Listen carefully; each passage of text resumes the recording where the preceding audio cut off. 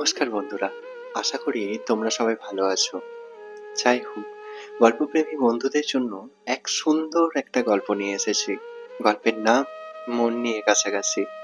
গল্পের প্রতিটা অংশ প্রতিটা পর্বে ভাগ করা রয়েছে। প্রতিটা পর্বে রয়েছে আকর্ষণীয় অনেক বিষয়। তাই শ্রোতা বন্ধুদের জন্য একটা কথাই বলবো, গল্পের শুরু থেকে শেষ পর্যন্ত অবশ্যই মনোযোগ সহকারে শুনবেন, এইটুকু অনুরোধ রইল। যাই হোক, বেশি কথা না বাড়িয়ে গল্পের মূল বিষয়ে ঢোকা যাক। গল্পের নাম মন নিয়ে কাছাকাছি, পর্ব 1। গল্পের নায়িকা দুষ্টু। সে জয়েন্ট ফ্যামিলিতেই বড় হয়েছে। মা বাবা এবং গুরুজনদের সম্মান করতে সে ভালো পারে। নাম দুষ্টু হলেও সবাইকে হাসি খুশি ভাবে মানিয়ে নেওয়ার ট্যালেন্ট তার প্রথম থেকেই। এই হাসি খুশি মেয়েটার জীবনে এক খুব খারাপ সময় গেছে।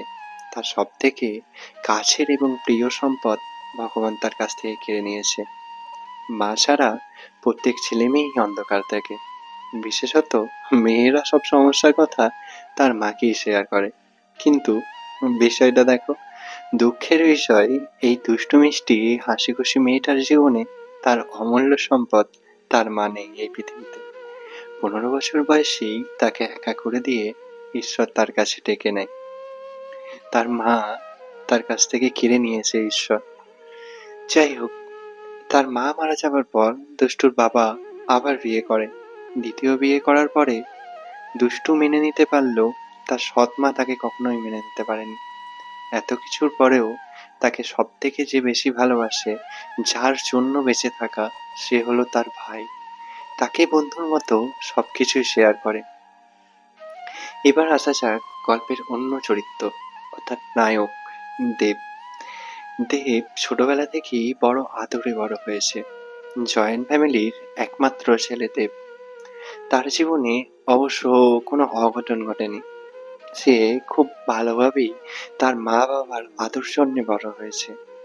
তার জীবনে তার লক্ষ্য নিজে কিছু করা এবং নিজে একজন প্রতিষ্ঠিত মানুষ হয়ে ওঠা।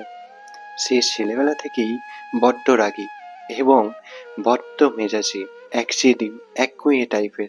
এক কথায় যা বলা যায় যে, সে যা বলবে সেটাই ঠিক, সে যা করবে সেটাই ঠিক, আর সে যেটা বলবে সেটাই শেষ কথা। বাড়িতেও এবং বন্ধুদের সাথে এই একই রকম ভাবে চলে গেছে সে। এই রাগী ছেলেটার একটা উইক পয়েন্ট আছে, সেটা হচ্ছে তার বোন এবং তার দিদি। সে রাগী হলেও তার জীবনের সমস্ত কিছু বন্ধুর মতোই তার বোন এবং দিদির কাছে শেয়ার করে। এই রাগী বদমেজাজি ছেলেটার জীবনে কি কখনো প্রেম আসবে? কে জানে, কখনো কি ভালোবাসা আসবে? তোমাদের কি মনে হয়? অবশ্যই কমেন্ট করে জানিও। এবং গল্পটা এখানেই শেষ নয়। গল্পের পরবর্তী পর্বে গল্পের আরো বিষয়ে আলোচনা করা হবে। তো বন্ধুরা, তোমাদের কাছে একটাই অনুরোধ, প্লিজ আমাকে ফলো করে একটু লাইক করে দিও, যাতে এই ধরনের ভিডিও বানাতে, এই ধরনের গল্প লিখতে বা বলতে উৎসাহ পাই। যাই হোক, অসংখ্য ধন্যবাদ শুরু থেকে শেষ পর্যন্ত শোনার জন্য। তোমাদের কাছে আমি কৃতজ্ঞ। ধন্যবাদ বন্ধু।